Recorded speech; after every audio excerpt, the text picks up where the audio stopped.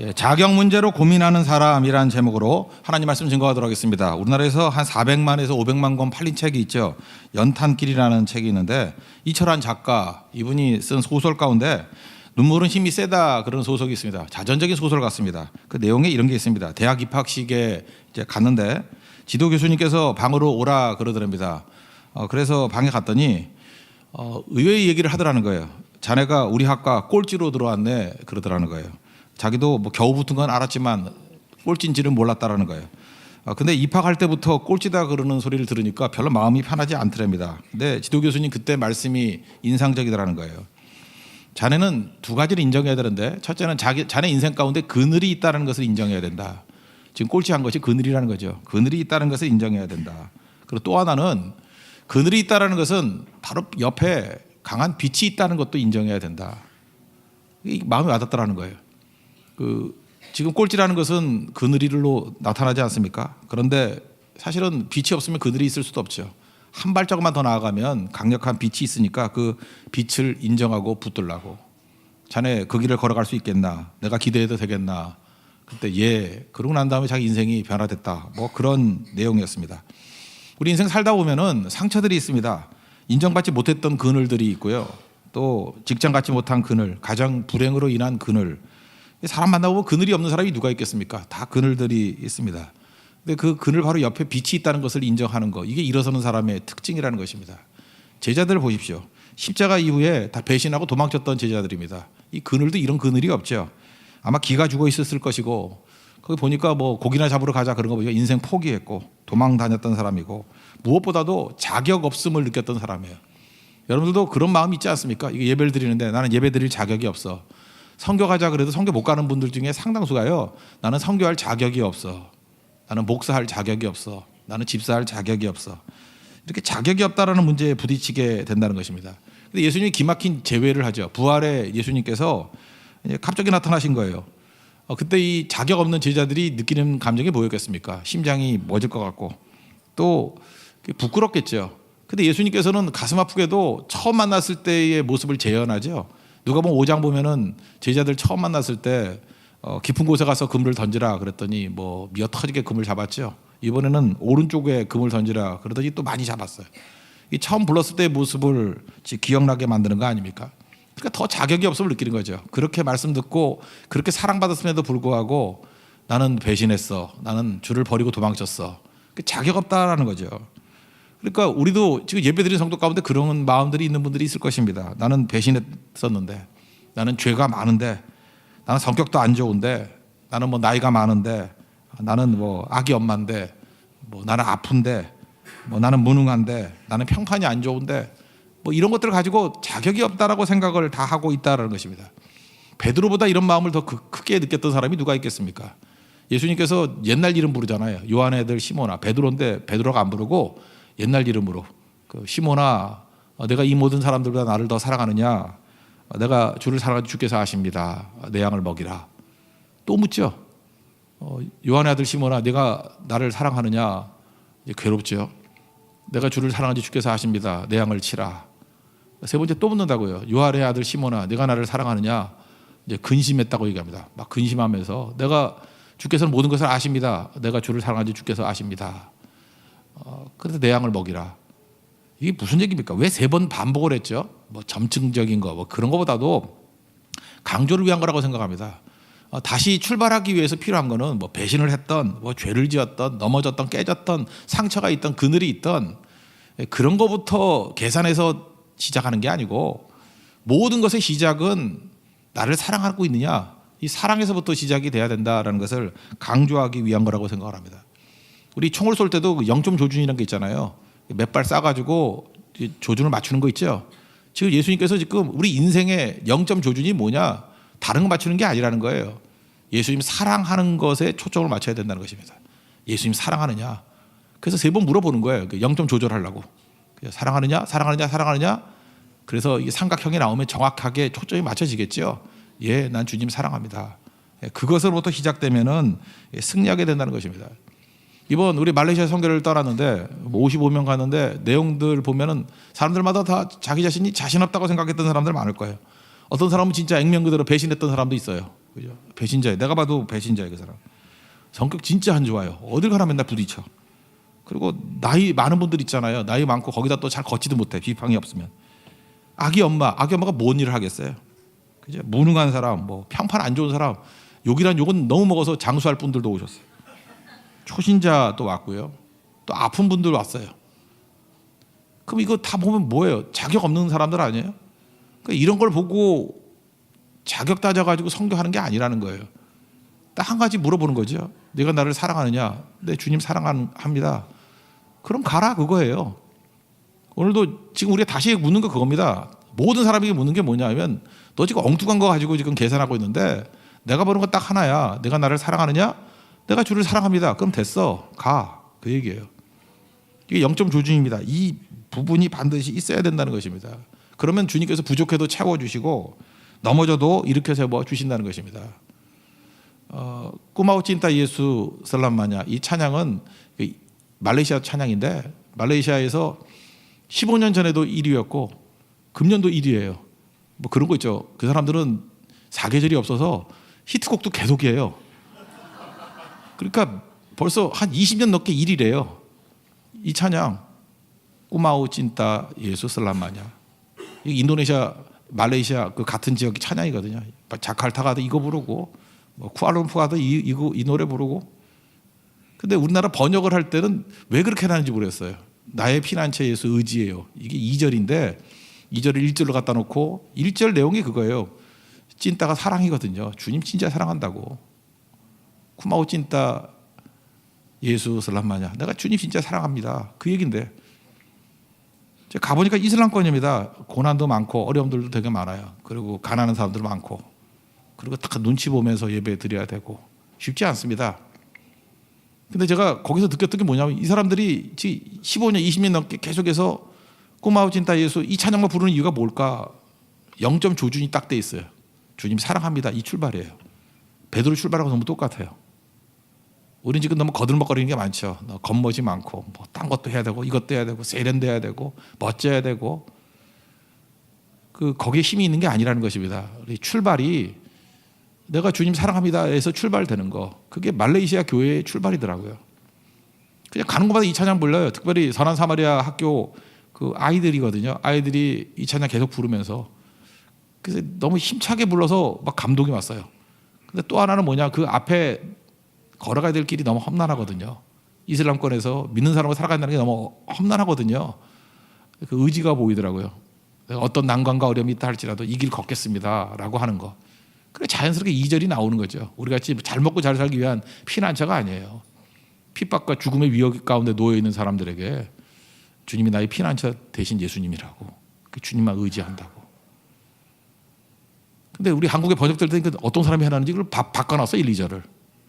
우리는 맨날 그게 피난처 이렇게 놀고 먹는 거 좋아해가지고, 맨날 의지하는 거 좋아해가지고, 고생하는 거 싫어해가지고. 내가 볼 때 이거 번역한 자체가, 내가 볼 때 이건 범죄야. 이거 범죄. 1, 2절을 바꿔놨어요. 그들의 1절이 그거예요. 예수님 사랑한다고. 그리고 그 다음에 사랑하기 때문에 어떤 난관이 온다 할지라도 피난처 대신 예수님 의지한다고. 그게 논리적으로 맞지 않아요? 우리는 사랑하는 건 둘째고 간에 주님 의지한다고, 도와주시면 그때 가서 사랑한다고. 이거 뭐 이상하죠? 여러분 그러지 않아요? 주님 의지하는데 도와주시면 역시 주님이야. I love you, Jesus. 이렇게 나간다고요. 이게 변질 아니에요? 어떤 찬양을 해도 이렇게 변질되게 부르려고 그러는지. 그래서 현장에서 나오는 찬양의 고백은 사랑이고, 사랑하기 때문에 의지합니다. 지켜주세요. 피난처에서 예수님 지켜주세요. 그게 그들의 찬양이더라는 것입니다. 우리 걸어갈 때 매 순간순간마다 우리의 출발은 예수님 사랑에서 출발된다는 걸 깨닫고 그 사랑으로 나아가는 하나님 백성 되기를 바랍니다. 그럼 예수님께서 뭐라고 말씀해요? 날 사랑한다고? 그럼 그 다음 답이 뭐죠? 뭘 해야 되는 거예요? 주님 사랑합니다. 노래만 하고 찬양만 하고 있으면 되는 건가요? 내 양을 먹이라 해요.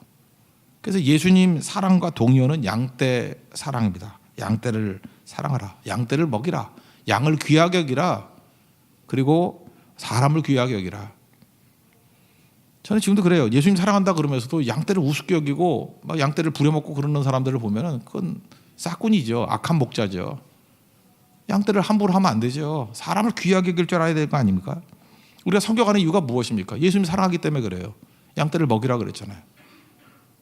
우리가 전도하는 이유가 뭐예요? 예수님이 사랑하기 때문에 그렇다고요.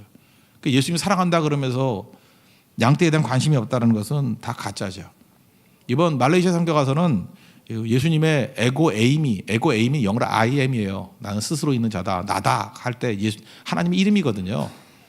그러니까 나는 무엇이다라고 하는 게 요한복음에 7번 나와요. 그 6장에서는 나는 생명의 떡이다. 오병이어 기적 이후에 6장에서는 생명의 떡이다. 8장에서는 그 현장에서 가늠하다 잡힌 여인 그 용서해 주면서 다시는 죄를 짓지 말라 그러죠. 어떻게 다시는 죄를 짓지 않을 수 있죠? 예수님 따라가면 된다. 그래서 예수님이 나는 세상의 빛이다. 빛 따라가면 된다. 그런 말씀이었고 10장에 나가면 두 가지가 나와요. 양의 문이다. 나는 양의 문이다 라고 하는 게 나오고 또 하나는 나는 선한 목자다. 이게 네 번째예요. 그런데 그 네 번째 나오는 선한 목자다 하는 내용들을 보면은 그 선한 목자와 싹군의 차이점이 뭐냐? 선한 목자는 양들을 위하여 목숨을 버린대요. 근데 싹군의 특징은 뭐냐면 자기 이익을 위해서 챙기고 자기 목숨에 위협이 있으면 도망을 친대요. 그러니까 우리는 지금도 그렇죠. 선한 목자 그러면 자꾸 우리 외형을 따져요. 아, 저 사람은 온화한 성품이 있고 말투가 부드럽고 친절해요. 그게 뭔 상관이야 그게. 그건 관계없어요. 선한 목자는요 외모와 외향과 행동과 모양 갖고 몰라요. 선한 목자는요 거칠더라도 부족하더라도 양떼를 위해서 목숨을 버리는 것, 그게 선한 목자고, 아무리 나이스해 보이고 아무리 우아해 보인다 할지라도 자기 이익 때문에 사는 사람이라 그러면 그놈은 싹군이에요. 지금 오늘 예수님 사랑하는 사람들은 양떼를 사랑해야 된다. 무슨 얘기입니까? 선한 목자가 돼야 된다. 이거를 우리에게 말해주고 있다는 것입니다. 그래서 우리 모든 성도들은 선한 목자들이 됩니다. 각자 개성들이 있잖아요. 모양들이 다 다르잖아요. 그거 갖고 너무 시비 걸 필요 없다라는 거예요. 저 사람은 어떤 모양이 되든 간에 양떼를 위해서 목숨을 버리는 자야. 그러면 선한 목자, 그게 예수님 사랑하는 거예요. 반면에 뭐 굉장히 우아하고 말도 잘하고 뭐 많은 사람에게 칭송을 받는다 할지라도 잘 보면 자기 이익이야. 자기 이익. 손해보는 짓은 절대로 안 하고. 싹군이에요 그거. 그러니까 교회는 선한 목자 되는 것이 예수님 사랑하는 것이고, 예수님 사랑하는 모임이 교회잖아요. 그래서 우리는 양들을 위해서 목숨을 바치는 자들이 되어야 된다는 것입니다. 그 선한 목자를 보면요 메시지가 나오는데 그 메시지 중에 하나가 뭐냐면 선한 목자는 영적이라는 거예요. 영적. 이 스피리추얼과 이 고린도전서에 주로 많이 나오는데 피지컬, 물질적인 거, 육적인 거의 차이점이 뭐냐. 마틴 루터 킹이 표현을 잘했던 것 같아요. 내가 빵을 위해 사는 것은 물질적이다. 내가 빵을 많이 얻기 위해서 막 사는 건 물질적이죠. 돈밖에 모르고 빵, 땅, 뭐 집, 뭐 있을까요? 뭐 돈. 내가 나를 위해서 돈을 모으고 나를 위해서 집을 사고 나의 아름다움을 위해서 치장하고 하는 것은 물질적이고 육적이 돼요. 그거 뭐 맞는 얘기죠. 그런데 내가 다른 사람을 위해서 빵을 사는 것은 영적이다 그랬어요. 그러니까 영적인 것과 육적인 것의 차이점이 뭐예요? 나를 위한 것이냐? 하나님과 이웃을 위한 것이냐? 하나님과 이웃을 위한 것이라 그러면 그것은 다 영적이 되는 것이다. 이렇게 말하고 있다는 것입니다. 제가 조지 밀러 일기를 읽어봤거든요. 조지 밀러라는 그 위대한 기도의 사람이 있죠. 기도에 5만 번 기도해서 5만 번 기도 응답을 받았다. 그 제가 5만 번인지 모르겠어요. 근데 책에 보면 하여튼 기도 무지하게 열심히 해요. 근데 그 내용 가운데 제가 체크해 본 바에 의하면 조지 밀러의 기도의 95%는요 돈 달라는 기도예요. 아래 맨날 돈 달래. 하나님 돈이 없어요. 돈 줘요. 근데 조지 밀러를 육적인 사람이라고 말하는 사람이 누가 있습니까? 영적인 사람이에요. 왜 돈 달라 그러죠? 3,000명이 넘는 고아 먹여 살려야 되니까. 그들의 먹을 걸 위해서 돈 달래요. 그들의 먹을 걸 위해서 사람 붙여달래요. 돈 많은 사람 붙여달래요. 하나도 육적이지 않아요. 영적인 거예요. 우리 인생도 마찬가지입니다. 이 땅을 살아가면서 여러분들 받은 게 많이 있지 않습니까? 뭐 은사도 많이 받았고 뭐 돈도 있는 사람도 많고 뭐 노래도 잘하고 춤도 잘 추고 뭐 많이 있잖아요. 뭐 외모도 수려하고. 근데 그게 나를 위해서만 계속 살면요 정말 더러워요. 그거 육적이에요. 물질적이라고. 근데 가지고 있는 모든 것들을 양들을 위해 쓰면요 그건 다 영적이 될 수 있어요. 우리 젊은 사람들 있죠. 젊은 사람들 우리 홍대 사니까 알잖아요. 자기 자신의 쾌락을 위해서 살아가는 거 보면은 너무 육적인 젊음이에요. 그렇지만 그 젊은 사람이 참 좋더라고요. 양떼를 위해서 쓰니까, 말레이시아 죽어가는 영혼들을 위해서 쓰니까 영적인 젊음이에요. 영적으로 변화될 수 있다고요. 돈도 마찬가지예요. 돈도 많은데 흥청망청하고 뭐 자랑이나 하려고 뻐기기나 하려고 쓰면은 되게 육적이에요. 야, 돈 많으니까 저렇게 되는구나. 근데 그 많은 돈을 가지고 영혼 살리는 데 사용하니까 돈이 이렇게 영적이 될 수 있구나. 스피리추얼 머니가 가능하구나. 이걸 깨닫게 된다고요. 그렇다는 얘기는 뭐예요? 우리는 처지에 관계없이 누구나 다 영적인 사람이 돼야 된다는 것입니다. 영적인 게 뭐예요? 양떼를 위해서, 예수님을 위해서. 사용하면 어떤 것도 다 영적인 것이 될 수 있다는 것입니다. 그리고 선한 목자에서 나오는 또 하나의 메시지는 뭐냐 하면은 권세가 뭔지, 파워가 뭔지에 대한 설명을 해주고 있어요. 여기 예수님께서 이렇게 말씀하시거든요. 나는 스스로 버린다고. 내가 빼앗기는 게 아니라 스스로 버리는 거라고. 선한 목자의 특징이에요. 버릴 권세도 있고 다시 얻을 권세도 있다. Authority to lay down. 이렇게 버리는 권세도 있고요. Authority to take it up. 이게 뭘 가져갈 수 있는 권세도 있대요. 제가 옛날에 그런 비유를 많이 들었죠. 우리 막내가 초등학교 한 2학년쯤 될 때였는데 우리 가족끼리 한번 그 자금성에 그 관광을 갔던 적이 있어요. 우리 전체 가족이, 모든 동생들 가족과 다 함께. 근데 자금성이 넓지 않습니까? 넓은데 그 초등학교 2학년 때는 되는 여자애가 아빠한테 감히 넓으니까 달리기 시합을 하재. 저기 있는 기둥까지. 지는 이제 학교에서 제일 잘 뛴대요. 그러자고 뛰었죠. 제가 슬슬 뛰었습니다. 제가 왕년엔 되게 빨랐어요. 그죠? 이렇게 슬슬 뛰어줬어요. 이기더니 기세 등등해가지고 자기가 뭐 학교에서 1등 했더라.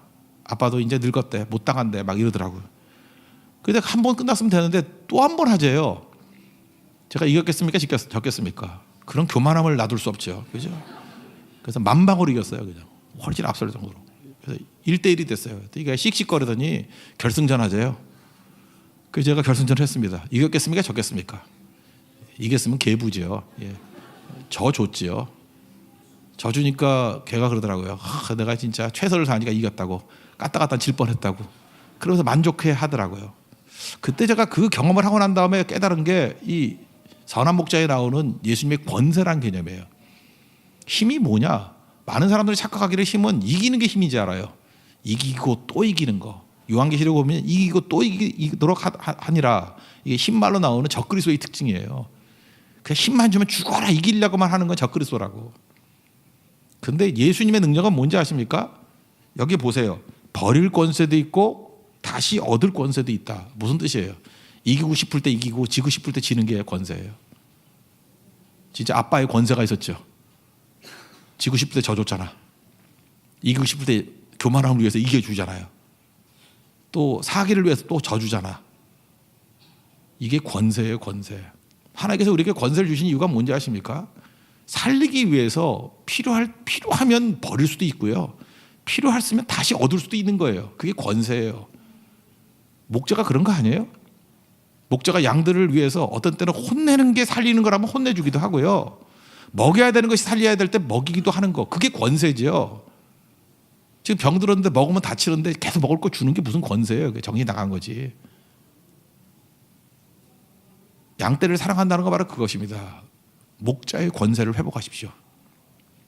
그래서 우리는 이기고자 하는 존재가 아니라 살리는 존재입니다. 그죠? 버릴 권세도 있고 다시 얻을 권세도 있다. 그게 선한 목자라는 것입니다. 그래서 예수님이 사랑하는 것이 양떼를 사랑하는 것이다. 이거 붙들고 나아가는 우리 하나님의 종들 되기를 바랍니다. 요즘에는요, 이게 교회가 자꾸만 이미지 좋게 만드는 게 목적인 줄 알고 그래요. 그래서 뭐 욕먹는 사람 되지 말고, 욕먹는 목사 되지 말고, 실패한 모습 갖지 말자. 저는 우리 교회가 이제 7주년이 됐지만 그런 교회보다는 운동선수라 그러면요, 최고 플레이를 해야죠. 반칙하지 말자, 뭐 퇴장당하지 말자. 그게 목표가 될 수는 없죠. 반칙하자는 얘기가 아니에요. 근데 하다 보면은 뭐 열심히 뛰다 보면 반칙도 하게 되죠. 안 그래요? 열심히 하다 보면 일부러 하는 거 아니고, 축구 하는데 반칙 없는 축구가 있어요. 하다 보면 뭐 공을 찰라 그러는데 봤더니 발이었어. 뭐 그럴 수도 있는 거지 뭐, 그죠? 나는 분명히 공이었어. 근데 갑자기 공이 발로 바뀌네? 뭐 그럴 수도 있는 거죠.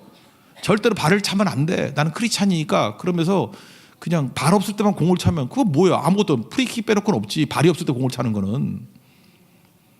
공도 없는데 발을 향해서 차는 건 반칙이, 그건 악의적인 반칙이겠지만 최고의 플레이어가 되겠습니다. 이게 우리 목표가 돼야지. 반칙 없는 사람이 된다. 뭐 퇴장당하지 않는 사람이 되겠다. 그게 우리 목표가 될 수는 없는 거죠.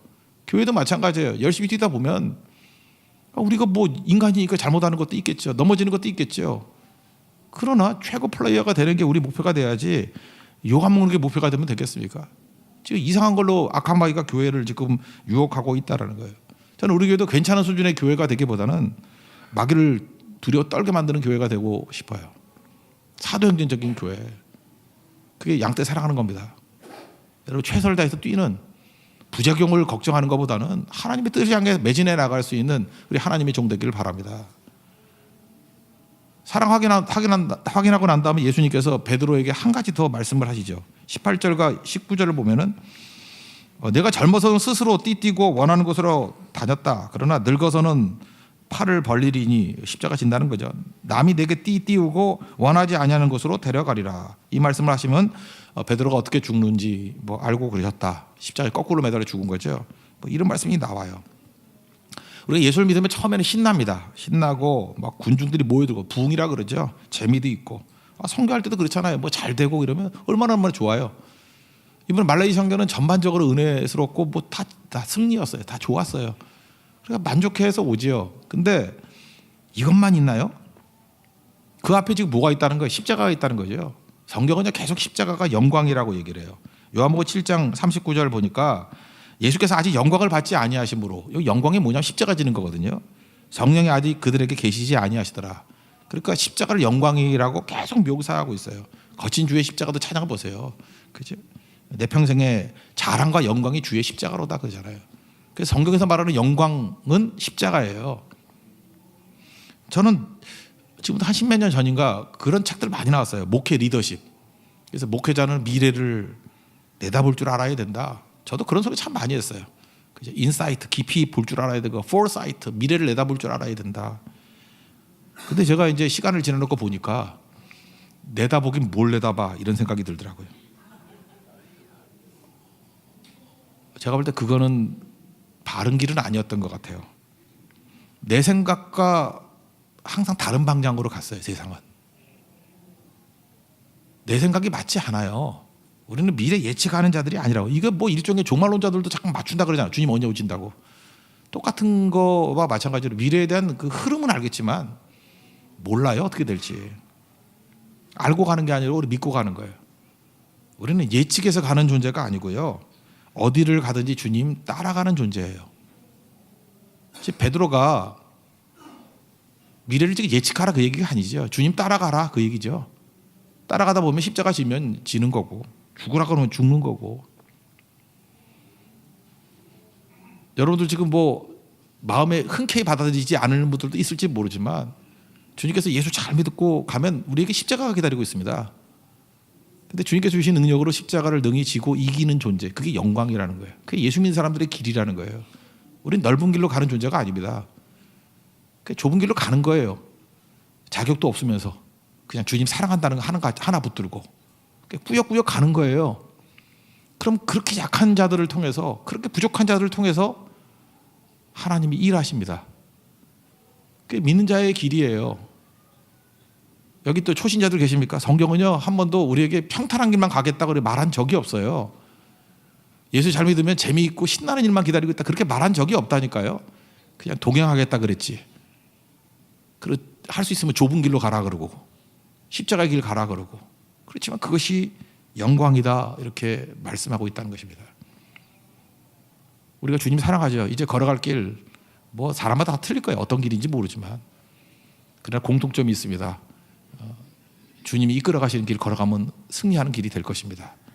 그 길 걸어가는 우리 하나님의 종 되길 바랍니다.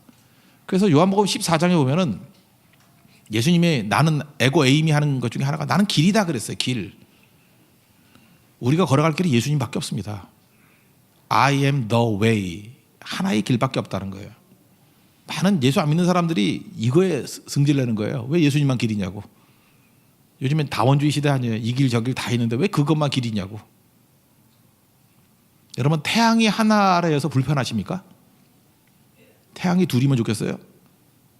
앞에 계신 형제, 어머니가 하나라서 불편하세요? 좀 말 잘못하면 욕이 되겠죠. 예? 아버지가 하나라서 불편하신 분들 계십니까? 지금 우리 많은 사람들이 하나님이 한 분이라서, 예수님이 한 분이라서 불편하다고 하는 사람들은 태양이 하나라서 불편하다, 아버지가 하나라서 불편하다 하는 것과 동일하다는 것입니다. 우리 인생은요 복잡한 거 아니에요. 예수님이 길이에요. 그 길 따라가는 거예요. 그냥 베드로가 지금 얘기한 게 그거예요. 그냥 내가 길이니까 따라와. 십자가 질 거야. 근데 그게 승리하는 길이고 그게 영광이야. 우리가 지금 방황하는 이유가 뭐냐 하면은 편함이 승리인 줄 알아요. 편함이. 그래서 잠깐만 눈치 보면서 편한 길만 찾아가다 보니까 일단 편하지도 않을 뿐더러 편하다 할지라도 의미 없는 지옥의 길이 될 수 있다는 것입니다. 우린 그걸 믿어요. 예수님이 길이라는 것을. 예수님 그 길 따라갈 것입니다. 그러면 주님께서 그때마다 우리에게 독수리가 날개치며 올라갈 수 있는 그런 힘도 주실 것입니다. 우리 말레이시아 성도들이 제일 좋아하는 찬양, 아까 얘기했죠. 꾸마오 진따 예수. 그리고 두 번째 좋아하는 찬양 그랬더니 그게 주품이에요. 스틸이라고. 그게 호주 노래죠. 호주 노래. 가까우니까. 그래서 힐송 노래 되게 좋아하더라고요. 주품에 품으소서. 예수님 사랑해요. 예수님 의지해요. 그 다음에 오는 고난이 있을 때마다 주와 함께 날아오른대요. 그 눈물 없이 어떻게 그 찬양을 부를 수 있겠습니까? 우리도 십자가의 길이 있고 고난이 있다 할지라도 주와 함께 날아오르는 그런 승리의 종 되기를 축원합니다. 자리에서 일어나겠습니다. 스테일 찬양하겠습니다. 주품에 품으소서.